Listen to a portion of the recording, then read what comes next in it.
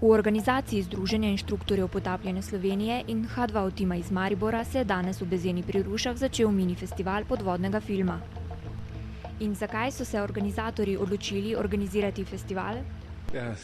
Zgolj naključje, dobili smo neke filme iz festivala v Antibih, zdaj je takšno neko zatišje v potapljanju, mrzla voda, tisti, ki hodijo v tople kraje, je zadeva malo sicer drugačna in pa smo se odločili zaradi druženja, da popestrimo ta druženja z nekimi filmi, ki so pač bili pokazani eni med boljših filmih v tem festivalu v Antibih. Ste mogoče razmišljali, da bi na festivalu predstavili tudi slovenski podvodni film?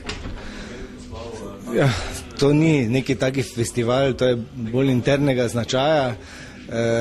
Mi smo te filme tudi dobili samo za interno produkcijo, povabili smo samo mariborske klube, člane potapljaških klubov, da si to pač ogledajo. Če bi pa kdaj začelo to rast v kakšen večji festival, bi tudi verjetno kakšnega slovenskega povabili, sigurno, vsekakor bi napravili to odprto sceno, to je pa bolj neka retrospektiva festivala v Antibih, par boljših filmov, toliko da razvedrimo, popestrimo večer. In kakšno je zanimanje za potapljanje in podvodni film v Sloveniji?